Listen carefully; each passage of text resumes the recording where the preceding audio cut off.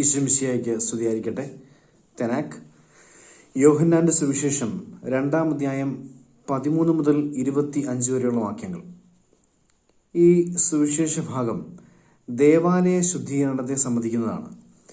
4 സുവിശേഷങ്ങളിലും പ്രതിപാദിക്കുന്ന സംഭവങ്ങളിൽ ഒരു പ്രധാനപ്പെട്ട സംഭവമാണ് ദേവാലയ ശുദ്ധീകരണം. മത്തായിയുടെ സുവിശേഷത്തിൽ 21-ാം അധ്യായത്തിൽ, മർക്കോസിന്റെ സുവിശേഷത്തിൽ 11-ാം അധ്യായത്തിൽ, ലൂക്കായുടെ സുവിശേഷത്തിൽ 19-ാം അധ്യായത്തിൽ ഇത് പ്രതിപാദിക്കുന്നുണ്ട്. പക്ഷേ വ്യത്യസ്തമായൊരു വസ്തുത, എല്ലാം വ്യത്യസ്തമായി അവതരിപ്പിക്കുന്ന യോഹന്നാൻ സുവിശേഷകൻ ഈ സംഭവം സുവിശേഷത്തിന്റെ ആദ്യ ഭാഗത്ത്, അതായത് 2-ാം അധ്യായത്തിൽ ചേർത്തിരിക്കുന്നു. ബാക്കി എല്ലാ സുവിശേഷങ്ങളിലും ഇത് അവസാന ഭാഗത്തേക്ക് കടന്നു വരുമ്പോഴാണ് നമുക്ക് കാണാൻ സാധിക്കുക. നമ്മൾ മനസ്സിലാക്കേണ്ട ഒരു വസ്തുത, ഇത് ചരിത്രപരമായിട്ട് നമ്മൾ ചിന്തിക്കുകയാണെങ്കിൽ, അല്ലെങ്കിൽ യേശുനാഥന്റെ ജീവിതവുമായിട്ട് ബന്ധപ്പെടുത്തി നമ്മൾ ചിന്തിക്കുമ്പോൾ, പരസ്യ ജീവിത കാലഘട്ടത്തിന്റെ അവസാനം, അല്ലെങ്കിൽ ജെറുസലേമിലെ രാജകീയ പ്രവേശനത്തോടനുബന്ധമായിട്ട് നടക്കുന്ന സംഭവമായിട്ട് തന്നെയാണ് നമുക്കിതിനെ കാണാനായിട്ട് സാധിക്കുക.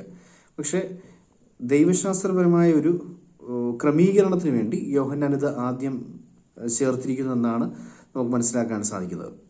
നമ്മൾ ഈ സുവിശേഷ ഭാഗത്തിന്റെ പ്രത്യേകത, മറ്റൊരു സുവിശേഷ ഭാഗവും ഓർക്കാത്ത ചിലർ ഈ ഒരു സുവിശേഷ ഭാഗം മാത്രം ഓർക്കുകയും ആവർത്തിച്ച് ഉദ്ധരിക്കുകയും ചെയ്യുന്നത് നമുക്ക് സമൂഹത്തിൽ കാണാനായിട്ട് സാധിക്കും. ചില വ്യക്തികൾ യേശുനാഥൻ പഠിപ്പിച്ച കരുണയുടെ, സ്നേഹത്തിന്റെ, പരസ്നേഹത്തിന്റെ പാഠങ്ങളൊന്നും ഓർക്കാതെ ഈ പറയപ്പെടുന്ന കോപത്തോടുകൂടി ദേവാലയം ശുദ്ധീകരിച്ചു എന്ന് പറയപ്പെടുന്ന സംഭവം മാത്രം ഓർക്കുകയും അത് തിരുസഭയ്ക്കെതിരായും സമർപ്പിതർക്കെതിരായും ഒക്കെ ഉപയോഗിക്കാനായിട്ടുള്ള, അല്ലെങ്കിൽ ക്രിസ്തു ഇന്ന് വന്നാൽ വീണ്ടും സഭയെ നവീകരിക്കുവാൻ വേണ്ടി ചാട്ടയെടുത്ത് ഇവരെയൊക്കെ അടിച്ചു പുറത്താക്കും എന്ന് പറയപ്പെടുന്ന വാക്യം മാത്രം ഓർക്കുകയും ഉദ്ധരിക്കുകയും ചെയ്യുന്ന ഒരു ഗണം മനുഷ്യരെ ഇന്ന് നമുക്ക് സമൂഹത്തിൽ കാണാൻ സാധിക്കും. അത് ഈ കാലഘട്ടത്തിന്റെ മാത്രം പ്രത്യേകതയല്ല, അതൊരു ദീർഘമായൊരു കാലഘട്ടത്തോടുകൂടി നമുക്ക് ഇത് വായിച്ചെടുക്കാൻ സാധിക്കും. ഇങ്ങനൊരു സംഭവം ഉണ്ട്. യഥാർത്ഥത്തിൽ നമ്മൾ നസ്രത്തിലെ യേശു, ജീസസ് ഓഫ് നസ്രത്ത് എന്ന പേരിൽ പരിശുദ്ധ പിതാവ് ബെനഡിക്റ്റ് 16-ാമൻ പാപ്പ എഴുതിയ പുസ്തകം, ദൈവശാസ്ത്ര ഗ്രന്ഥം, അത് വളരെ ഭംഗിയായിട്ട് ഈ സംഭവത്തെക്കുറിച്ച് പറയുന്നുണ്ട്. നമ്മൾ ഓർക്കേണ്ട ഒരു വസ്തുത, ബാക്കി ഈശ്വനാഥന്റെ ബാക്കിയുള്ള എല്ലാ പാഠങ്ങളും വിസ്മരിച്ചിട്ട് ഈ ഒരു ഭാഗം മാത്രം ഓർക്കുകയും അത് ആവർത്തിച്ചുദ്ധരിക്കുകയും അത് ഇന്നത്തെ സഭാ മേലധ്യക്ഷന്മാർക്കെതിരായും സമർപ്പിതർക്കെതിരായും ഉപയോഗിക്കാനുള്ള ഒരു സുവിശേഷ ഭാഗമായിട്ട് ഇതിനെ കാണുകയും ചെയ്യുന്ന വ്യക്തികൾ യഥാർത്ഥത്തിൽ ക്രിസ്തുവിനെ തെറ്റിദ്ധരിച്ചു പോയ വ്യക്തികളാണ്. അതാണ് നമ്മൾ മനസ്സിലാക്കേണ്ടത്. അവർ പറയുന്നു, ക്രിസ്തു ഇപ്പോൾ കടന്നു വന്നു കഴിഞ്ഞാൽ ഇപ്പോഴും സഭയിൽ നിലനിൽക്കുന്ന സമർപ്പിതരുടെ മോശമായ രീതികളും അഴിമതികളും, അല്ലെങ്കിൽ സഭയിൽ ക്രിസ്തുവിനെ നിരക്കാത്തതെന്ന് അവർ തന്നെ വ്യാഖ്യാനിക്കുന്ന ചില കാര്യങ്ങൾക്കെതിരായി ക്രിസ്തു ചാട്ടയെടുത്ത് അടിച്ചോടിക്കും ഇവരെയൊക്കെ എന്നൊക്കെ പറയുന്ന കാര്യങ്ങൾ നമ്മൾ സ്ഥിരമായി കേൾക്കുന്നൊരു കാര്യമാണ്.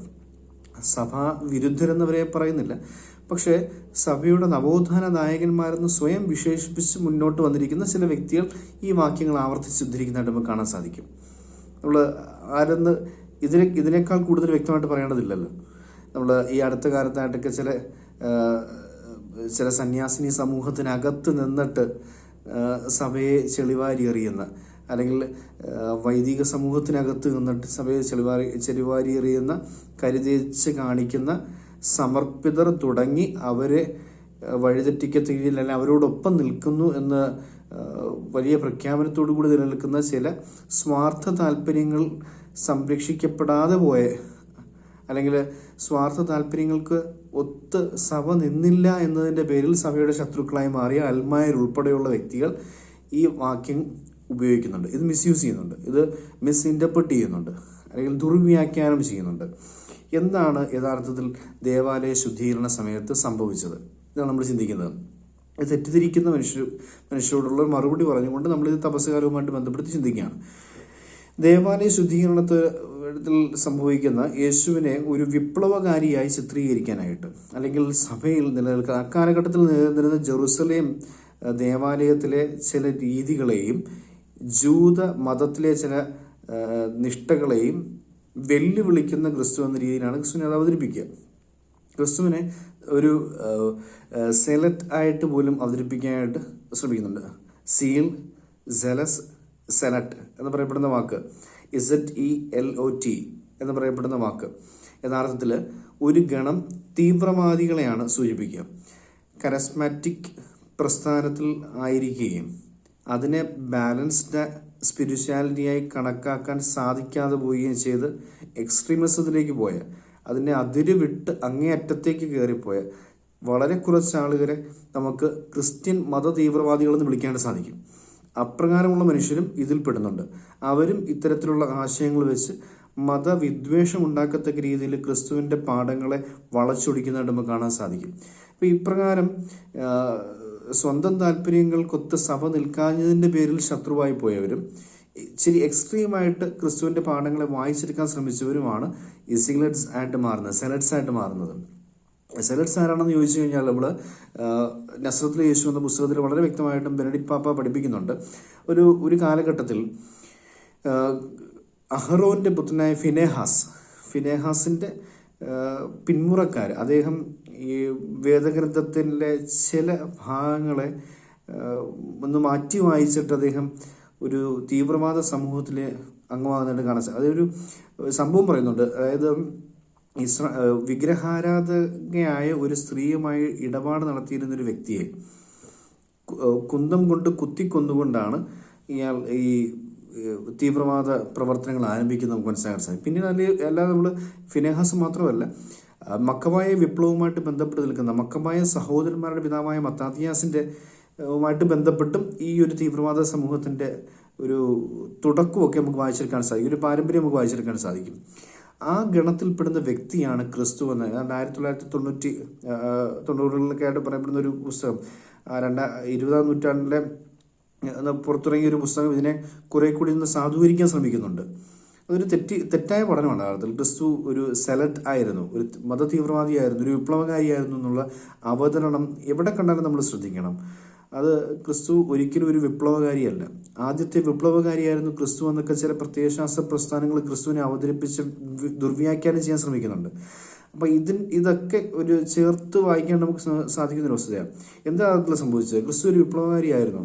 നമ്മൾ ഈ സുവിശേഷഭാവം വായിക്കുകയാണെങ്കിൽ മനസ്സിലാക്കാൻ സാധിക്കുന്ന ഒരു വസ്തുതയുണ്ട്. കാള, ആട്, പ്രാവ് എന്നിവയെ വിൽക്കുന്നവരെയും നാണയം മാറ്റാനിരിക്കുന്നവരെയും ദേവാലയത്തിൽ അവൻ കണ്ടു. അവൻ കയറുകൊണ്ടൊരു ചാട്ട ഉണ്ടാക്കിയെന്നാണ്. യഥാർത്ഥത്തിൽ എൻ്റെ മൂലഗ്രന്ഥം വായിക്കുകയാണെങ്കിൽ എൻ്റെ പഠന ബൈബിളിൽ വളരെ ഭംഗിയായിട്ട് പുതിയ ബൈബിൾ തർജ്ജിമയിൽ നമ്മൾ വായിക്കുന്നുണ്ട്. അതിലുപയോഗിച്ചിരുന്ന വാക്ക് കയറെന്നല്ല, ചരട് എന്നാണ്. ചരട് കൊണ്ട് ഒരു ചാട്ടയുണ്ടാക്കി. ചരട് കൊണ്ടൊരു ഉണ്ടാക്കിയിട്ട് ആരെ തല്ലിക്കൊല്ലാൻ പറ്റും അത് വെച്ച്. ഇനി നമ്മൾ വായിക്കേണ്ട ഒരു വസ്തു ഇതാണ്. എന്നിട്ട് ആടുകളെയും കാളകളെയും ദേവാലയത്തിൽ നിന്ന് അവൻ പുറത്താക്കി.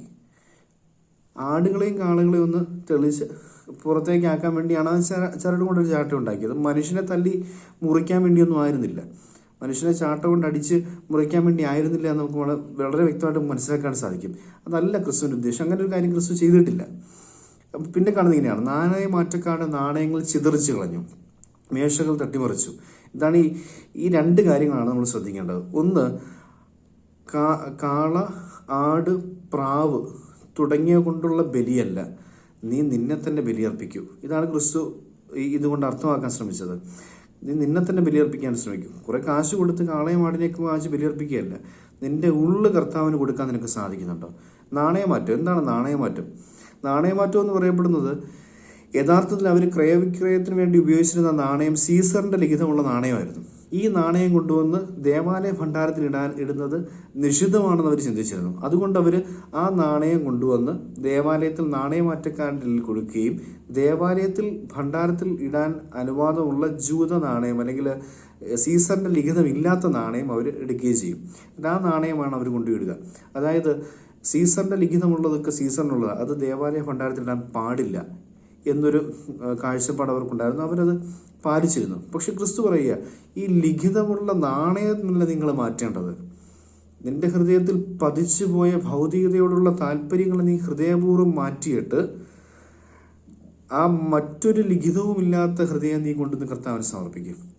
അപ്പോൾ ഹൃദയമാണ് മാറേണ്ടത്, നാണയമല്ല മാറേണ്ടത്. നാണയമാറ്റക്കാരെ തട്ടിമറിപ്പിക്കുന്നതുകൊണ്ട് ക്രിസ്തു ഉദ്ദേശിക്കുന്നത് ആ നാണയത്തിന് എന്തെങ്കിലും അഴിമതി എന്നുള്ള അല്ല. അതിനേക്കാൾ ഉപരി നാണയം മാറുന്നതിനേക്കാൾ നീ നിന്റെ ഹൃദയത്തെ മാറാൻ ശ്രമിക്കുക. ഇതൊരു ഒരു ഓർമ്മപ്പെടുത്തൽ. അപ്പോൾ കാള, ആട്, പ്രാവ് തുടങ്ങിയവയെ ബലിയർപ്പിക്കുന്നതിനേക്കാൾ നീ നിന്നെ തന്നെ ബലിയർപ്പിക്കാൻ ശ്രമിക്കും. നിന്റെ ഇഷ്ടങ്ങളെ കർത്താവിന് വേണ്ടി ബലിയർപ്പിക്കും. നീ നാണയത്തിലെ ലിഖിതങ്ങളുടെ പേരിൽ നാണയം മാറ്റാൻ ശ്രമിക്കുന്നതിനേക്കാൾ നിന്റെ ഹൃദയത്തിലെ ഭൗതികതയുടെ ലിഖിതങ്ങൾ മാറ്റിയിട്ട് നിനക്ക് കർത്താവിനെ നിന്നെ തന്നെ സമർപ്പിക്കാൻ സാധിക്കൂ. അപ്പോൾ ഈ രണ്ട് കാര്യങ്ങളെയാണ് ക്രിസ്തു അവിടെ എതിർക്കുന്നതായിട്ട് നമ്മൾ കാണുന്നത്. മറ്റൊന്നും ക്രിസ്തു ചെയ്തിട്ടില്ല. നമ്മൾ പിന്നീട് അങ്ങോട്ട് വായിക്കുന്നതാണ്, പ്രാവ് വിൽക്കുന്നവരോട് അവൻ പറഞ്ഞു, ഇവയെ ഇവിടെ നിന്നും എടുത്തുകൊണ്ട് പോവുക. പ്രാവിനെ ദ്രോഹിക്കുന്നില്ല, അതിനെ തട്ടി മറിക്കുകയോ അല്ലെങ്കിൽ എടുത്തു കളയുകയൊന്നും ചെയ്യുന്നില്ല. എടുത്തുകൊണ്ട് പോവുക എന്ന് അവൻ ആവശ്യപ്പെടുന്നേ ഉള്ളൂ. എന്നിട്ട് പിന്നെ അതല്ലാതെ മറ്റൊരാളെയും ക്രിസ്തു ദ്രോഹിച്ചായിട്ട് നമ്മൾ കാണുന്നില്ല. ദേവാലയത്തിലേക്ക് കയറി ദേവാലയത്തിലെ പുരോഹിത പ്രമുഖന്മാരെയോ നിയമജ്ഞരെയോ ഒന്നും ക്രിസ്തു വെല്ലുവിളിക്കുകയോ അല്ലെങ്കിൽ ചാട്ട കൊണ്ടടിക്കുകയോ അവരെ തല്ലി പുറത്താക്കിയോ അല്ലെങ്കിൽ ആ ചാട്ട കൊണ്ടടിച്ച ഒരാൾക്ക് മുറിവുണ്ടാക്കിയോ ചെയ്തതിനെക്കുറിച്ച് സുവിശേഷത്തിൽ എവിടെയും നമുക്ക് വായിക്കാൻ സാധിക്കത്തില്ല. അതായത് ക്രിസ്തു ഒരു വിപ്ലവം നടത്തിയതല്ല. ഒരു ചരട് കൊണ്ടൊരു ചാട്ടയുണ്ടാക്കി മൃഗങ്ങളെയൊക്കെ പുറത്താക്കിയിട്ട് ക്രിസ്തു പറയുക. ക്രിസ്തു അതുകൊണ്ട് അർത്ഥമാക്കുന്ന ഇത്രയേ ഉള്ളൂ, നീ നിന്റെ ഹൃദയം കൊണ്ട് ബലിയർപ്പിക്കാൻ ശ്രമിക്കും. ഈ ഇത്രയും നാൾ ഈ പറയപ്പെടുന്ന ദഹനബലികളും രക്തബലികളും ഒക്കെ അതല്ല, നീ നിന്റെ ഹൃദയം കൊണ്ട് ബലിയർപ്പിക്കാൻ ശ്രമിക്കും. നിന്റെ ലിഖിതം സീസണിൻ്റെ ലിഖിതം എന്നുള്ളതല്ല, നിന്റെ ഹൃദയത്തിൽ ക്രിസ്തുവിൻ്റെ ലിഖിതം ഉണ്ടാക്കി ആ നാണയം നിന്റെ ഹൃദയമാകുന്ന നാണയം നീ ദേവാലയ ഭണ്ഡാരത്തിൽ പ്രതിഷ്ഠിക്കാൻ ശ്രമിക്കും, നിക്ഷേപിക്കാൻ ശ്രമിക്കും. ഇതാണ് ക്രിസ്തു ഉദ്ദേശിക്കുന്നത്. അല്ലാതെ ഇതിനപ്പുറത്തേക്ക് ഒരു കാര്യവും ഒരു വിപ്ലവവും ക്രിസ്തു അവിടെ ഉദ്ദേശിക്കുന്നില്ല. അപ്പോൾ നമ്മളിതിനെ തെറ്റിദ്ധരിച്ചു പോയിരിക്കുക. ഈ വചനഭാഗത്തെ ദേവാലയ ശുദ്ധീകരണം എന്ന് പറയപ്പെടുന്ന സംഭവത്തെ എന്താണ്ട് വലിയൊരു സോഷ്യൽ റിഫോമായിട്ടും ഒരു റെവല്യൂഷനായിട്ടും ഒക്കെ ചിന്തിച്ചു പോയിട്ടുള്ള ആളുകളുണ്ടെങ്കിൽ അവരുടെ തെറ്റിദ്ധാരണ, അവരെ തെറ്റിദ്ധരിപ്പിച്ചിരിക്കുന്ന സാത്താൻ്റെ ദുർവ്യാഖ്യാന പ്രേരണ എന്ന് വേണം അതിന് പറയാനായിട്ട്. അല്ലാതെ അതിനകത്ത് ഒന്നുമില്ല. ക്രിസ്തു കോപിച്ചോ എന്ന് പോലും നമുക്ക് ആ സുവിശേഷം നമ്മൾ വായിക്കുമ്പോഴത്തേക്ക് യഥാർത്ഥത്തിൽ ക്രിസ്തുവിന് കോപം ഉണ്ടായിരിക്കാം, വളരെ ദേഷ്യത്തോടു കൂടി ഇടപെട്ടിരിക്കും. പക്ഷെ അത് ഈ പറയപ്പെടുന്ന ഉള്ളുകൊണ്ട് ഉള്ള ആരാധനയെ ഓർമ്മിപ്പിക്കാൻ വേണ്ടിയാണ് ക്രിസ്തു ദേഷ്യപ്പെട്ടു. അല്ലാതെ അവിടെ ഒരു സോഷ്യൽ റിഫോം അല്ല ക്രിസ്തു ഉദ്ദേശിച്ചത്. നമുക്ക് വ്യക്തമായിട്ട് മനസ്സിലാക്കാൻ സാധിക്കും. നമുക്ക് അങ്ങനെ വ്യാഖ്യാനിച്ചെടുക്കാതിരിക്കുന്നതാണ് നല്ലത്. കാര്യം അങ്ങനെ ഒരു കാര്യം സുവിശേഷത്തിൽ ഇല്ല. യഥാർത്ഥത്തിൽ നമ്മൾ സുവിശേഷത്തിൻ്റെ വരികൾക്കിടയിലൂടെ വായിച്ചാലും വ്യാഖ്യാനിച്ച് വായിച്ചാലും അങ്ങനൊരു കാര്യം അവിടെ ഇല്ല എന്നുള്ളതാണ് സത്യം. അപ്പോൾ അങ്ങനെ ക്രിസ്തു കോപിച്ചു, ക്രിസ്തു ചാട്ടയെടുത്തു, പുരോഹിതന്മാരെ അടിച്ച് പുറത്താക്കി എന്നൊക്കെ ചിന്തിക്കുന്നവർ ഓർക്കുക, ഒരിക്കൽ കൂടി ഒന്ന് ബൈബിൾ വായിച്ചു നോക്കുക, എന്നിട്ട് ചിന്തിച്ച് നോക്കുക. ഇനി നമ്മൾ ചിന്തിക്കേണ്ട ഒരു വസ്തുത ഇതിനെ തപസ്സിനോട് ചേർത്ത് വെച്ചൊന്ന് ചിന്തിക്കുകയാണ്. ഇത്രയേ ഉള്ളൂ. തപസ് ഈ ഭാഗത്ത് യോഹന്നാൻ വിട്ട് കളഞ്ഞിരിക്കുന്ന ഒരു സംഭവമുണ്ട്. മറ്റ് 3 സുവിശേഷകന്മാർ സമവീക്ഷണ സുവിശേഷങ്ങളിലും എഴുതി ചേർത്തിരിക്കുന്ന ഒരു കാര്യമുണ്ട്. ആ വരി ഇപ്രകാരമാണ്: എൻ്റെ പിതാവ് എൻ്റെ ദേവാലയം പ്രാർത്ഥനാലയം എന്ന് വിളിക്കപ്പെടും. ഇവിടെ പറയുന്നുണ്ട് പിതാവിൻ്റെ ഭവനം എന്ന് പറയുന്നുണ്ട്, ദേവാലയം എന്ന് പറയുന്നുണ്ട്. മറ്റൊരു ഇത് പറയുന്നത് ഇങ്ങനെയാണ്: ഇത് പ്രാർത്ഥന ആലയം എന്ന് വിളിക്കപ്പെടുന്നു, എന്നാൽ നിങ്ങളോ ഇത് കവർച്ചക്കാരുടെ ഗുഹയാക്കി തീർത്തിരിക്കുന്നു. ഒരിക്കൽ ആലയമായിരുന്നത്, പ്രാർത്ഥനയുടെ ആലയമായിരുന്നത്, പിന്നീട് ഗുഹയായി മാറി, കവർച്ചക്കാരുടെ ഗുഹയായി മാറി. ആലയം ഗുഹയായി മാറി, പ്രാർത്ഥന കവർച്ചയായി മാറി. ഇതാണ് പ്രാർത്ഥനയ്ക്ക് പറ്റിയ ഒരു അപജയം. ഇതിനെയാണ് ക്രിസ്തുനാഥൻ ഓർമ്മിപ്പിക്കുന്നത്. ഈ തപസ്സിനോടനുബന്ധിച്ച് നമ്മൾ ചിന്തിക്കേണ്ട ഇത്ര മാത്രം: നിന്റെ ജീവിതം ദൈവത്തിന് പ്രതിഷ്ഠിക്കപ്പെട്ടിരിക്കുന്ന ആലയമാണ്. അങ്ങനെയെങ്കിൽ ഈ ആലയം ഗുഹയായി മാറിയത് എപ്പോഴാണ്? എന്തുകൊണ്ടാണെന്ന് ചോദിക്കുമ്പോൾ വളരെ വ്യക്തമായിട്ട് സുവിശേഷം പറയുന്നുണ്ട്: ഇത് നിങ്ങൾ കച്ചവട സ്ഥലമാക്കി. നിന്റെ പ്രാർത്ഥന കച്ചവടമായി മാറി, നിന്റെ ആത്മീയത കച്ചവടമായി മാറി. അതായത് ആത്മീയത കച്ചവടമായി മാറി എന്ന് പറഞ്ഞു കഴിഞ്ഞാൽ അതിനർത്ഥം ഈ സഭയുടെ സ്കൂളുകളെയോ അല്ലെങ്കിൽ ഹോസ്പിറ്റലുകളെയോ അല്ലെങ്കിൽ ഷോപ്പിംഗ് സെൻ്ററുകളെ കുറിച്ചല്ല ഉദ്ദേശിക്കുന്നത്. ക്രിസ്തു അതിനെക്കുറിച്ചല്ല ഉദ്ദേശിക്കുന്നത്. അത് നമുക്ക് തന്നെ വേണമെങ്കിൽ ഇൻ്റർപ്രറ്റ് ചെയ്യാവുന്നേ ഉള്ളൂ. പക്ഷെ അങ്ങനല്ല. നിന്റെ ഉള്ളിൽ നീ സ്നേഹത്തിന് പ്രാധാന്യം കൊടുക്കുന്നതിനേക്കാൾ ഉപരി എന്നിൽ നിന്നും വാങ്ങിച്ചെടുക്കാനുള്ള കുറേ കാര്യങ്ങളെക്കുറിച്ചുള്ള സംഭാഷണമാക്കി നീ എൻ്റെ പ്രാർത്ഥനയെ മാറ്റി. കവർച്ച, അത് എന്താണ്ടൊക്കെ കവർന്നെടുക്കാൻ ശ്രമിക്കുന്നു എന്നുള്ളതല്ലാതെ സ്നേഹമില്ലാത്തൊരിടത്ത് മറ്റൊരാളുടെ കയ്യിലിരിക്കുന്നത് നമ്മൾ എടുക്കാൻ ശ്രമിക്കുന്നതിനാണ് കവർച്ച എന്ന് പറയുന്നത്. അത് കവർച്ചക്കാരുടെ ഗുഹയായി മാറ്റി എന്ന് പറയുന്നത് കൊണ്ടാണ്. എന്താ ഗുഹയുടെ പ്രശ്നം? ഗുഹയുടെ പ്രശ്നം ഒന്ന്, അത് ഒളിച്ചിരിക്കുന്നിടവാ. തെറ്റ് ചെയ്തത് കൊണ്ടോ അല്ലെങ്കിൽ തെറ്റ് ചെയ്യാൻ വേണ്ടിയോ ഒളിച്ചിരിക്കുന്ന ഒരു സ്ഥലത്തിൻ്റെ പേരാണ് ഗുഹ. രണ്ടാമത്തെ പ്രശ്നം എന്ന് പറയുന്നത്, ഇവിടെ ചതി എന്ന് പറയപ്പെടുന്നൊരു കാര്യം ഗുഹയിൽ നിലനിൽക്കുന്നുണ്ട്. ആരെയോ ചതിക്കാൻ വേണ്ടിയാണ് ഈ ഗുഹ നമ്മൾ ഉപയോഗിച്ചുകൊണ്ടിരിക്കുന്നത്. അപ്പോൾ ദൈവത്തെ ചതിക്കാൻ വേണ്ടി നമ്മുടെ ജീവിതത്തിൽ എന്തെങ്കിലും ഒക്കെ ചെയ്തുകൊണ്ടിരിക്കുകയാണെങ്കിൽ നമ്മുടെ ജീവിതം ഗുഹയായി മാറിയെന്ന് അർത്ഥം. അതോടൊപ്പം ദൈവത്തോട് സ്നേഹമില്ലാതെ നമ്മൾ ഒളിച്ചിരിക്കേണ്ട വരുന്ന പാപങ്ങളിൽ പെട്ടുപോയിട്ടുണ്ടെങ്കിൽ അത് ഗുഹയാക്കി മാറ്റിയെന്നാണ് അർത്ഥം. മൂന്നാമത് നമുക്ക് തന്നെ കാണാൻ സാധിക്കുക, ഗുഹ എന്നത് ഇവിടെ ഈ ദേവാലയ ശുദ്ധീകരണ സ്ഥലത്ത് യോഹന്നാൻ സുവിശേഷത്തിൽ ഉപയോഗിക്കുന്നില്ലെങ്കിലും യോഹന്നാന്റെ സുവിശേഷത്തിൽ 11-ാം അധ്യായത്തിന് 38-ാം വാക്യത്തിൽ ഗുഹ എന്ന വാക്ക് നമുക്ക് കാണാൻ സാധിക്കും. എന്താണെന്ന് ചോദിച്ചു കഴിഞ്ഞാൽ അത് ലാസറിനെ ഉയർപ്പിക്കാൻ പോകുമ്പോൾ പറയുന്നുണ്ട്, അവിടെയാണ് ആ മൃതശരീരം അടക്കം ചെയ്തിരിക്കുന്നത്. ആ ഗുഹയ്ക്കകത്താണ് മൃതശരീരം. അതായത് ഗുഹയ്ക്കുള്ള ജീവനറ്റതിൻ്റെ പ്രതീകമാണ്. ജീവനില്ലാത്തതിൻ്റെ പ്രതീകമാണ് ഗുഹയ്ക്കുള്ള. നമ്മൾ പിന്നീട് കാണുന്നുണ്ട് ക്രിസ്തുവിൻ്റെ കല്ലറയെക്കുറിച്ച് പറയുമ്പോൾ അതൊരു ഗുഹയാണ്.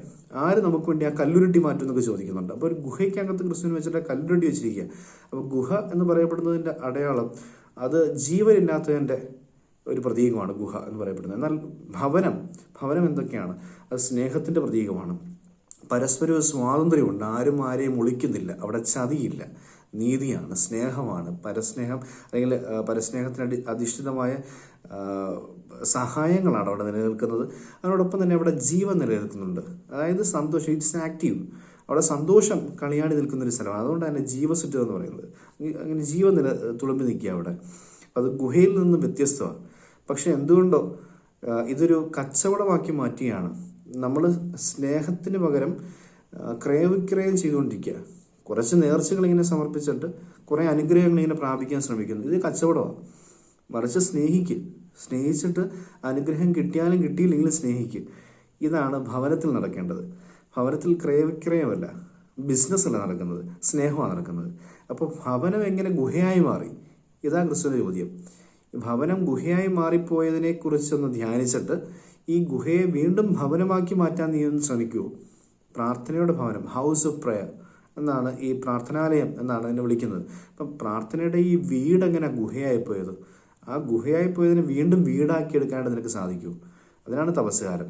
ഈ തപസ്സുകാലം കൊണ്ട് നമ്മൾ ശ്രദ്ധിക്കേണ്ട ഒരു വസ്തുത, എവിടെയൊക്കെ എപ്പോഴൊക്കെ എൻ്റെ പ്രാർത്ഥന ഗുഹയായിപ്പോയി, അല്ലെങ്കിൽ എൻ്റെ ജീവിതം വീടെന്നതിനപ്പുറം ഗുഹയായി പോയിട്ടുണ്ടോ, അതിനെ തിരിച്ചു പിടിച്ച് വീണ്ടും വീടാക്കണം. അതിനെന്താ? സ്നേഹം വേണം, ചതി ഉണ്ടാവാൻ പാടില്ല, ഒളിച്ചുകളികൾ ഉണ്ടാവാൻ പാടില്ല. അതായത് തിന്മ ചെയ്തിട്ട് ഒളിച്ചിരിക്കേണ്ട ഒരവസ്ഥ, അതും തൊട്ടങ്ങ് നമ്മൾ കാണുന്നത് ദൈവത്തിൽ നിന്ന് ഒളിച്ചിരിക്കാൻ ശ്രമിക്കുന്നത്. അപ്പോൾ ഒളിച്ചിരിക്കേണ്ട ഒരവസ്ഥ ഉണ്ടാകാൻ പാടില്ല. പിന്നെ മൃതമായി പോയൊരവസ്ഥ ഉണ്ടാകാൻ പാടില്ല. സന്തോഷം നിറഞ്ഞു നിൽക്കണം, പരസ്പരം കാണാൻ പറ്റുന്നൊരു സ്വാതന്ത്ര്യം ഉണ്ടാവണം, പരസ്പരം ഒരു സ്നേഹ സഹായത്തിൻ്റെ കരം നീട്ടലുകൾ ഉണ്ടാവണം, പിന്നീട് ജീവൻ നിറഞ്ഞു നിൽക്കുന്ന ആഘോഷങ്ങൾ ഉണ്ടാവണം. ഇതാണ് ഉള്ളുകൊണ്ട് നമുക്ക് ആത്മീയതയെ മനസ്സിലാക്കാൻ ശ്രമിക്കേണ്ടത്.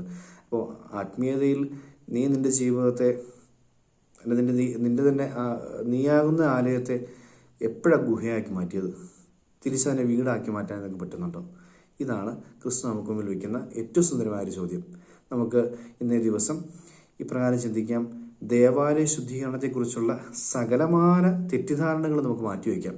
ആ തെറ്റിദ്ധാരണകളോട് സംസാരിക്കുന്ന വ്യക്തികളോട് നമുക്ക് ധൈര്യപൂർവ്വം പറയാം, പോയി ഒന്നും കൂടി ബൈബിൾ വായിക്കും. എന്നിട്ട് ഈ കർത്താവ് ചാട്ടെടുത്ത് തന്നെ ദുർവ്യാഖ്യാനം ചെയ്യുന്നതിനോട്ട് നീ കടക്ക്, ഒന്നുകൂടി ബൈബിൾ വായിക്കും എന്ന് പറയാൻ പറ്റും. അത് മാറ്റിവെക്കാം. തപസ്സിനോടനുബന്ധിച്ച് നമ്മൾ ഇതിനെക്കുറിച്ച് ചിന്തിക്കേണ്ടതാണ്. എപ്പോഴോ എവിടെയോ വെച്ച് പ്രാർത്ഥന ക്രയവിക്രയമായി പോയതിൻ്റെ പേരിൽ, കവർച്ചയായി പോയതിൻ്റെ പേരിൽ എൻ്റെ ജീവിതം ഗുഹയായിപ്പോയി. വീടായിരിക്കേണ്ട എൻ്റെ ജീവിതം ഗുഹയായിപ്പോയി. ആ ഗുഹയായി പോയതിനെ വീണ്ടും വീടായി വീണ്ടെടുക്കാൻ വേണ്ടി തപസ് നമുക്ക് പ്രയോജനപ്പെടുത്താം. ദൈവം നമ്മെ അനുഗ്രഹിക്കട്ടെ.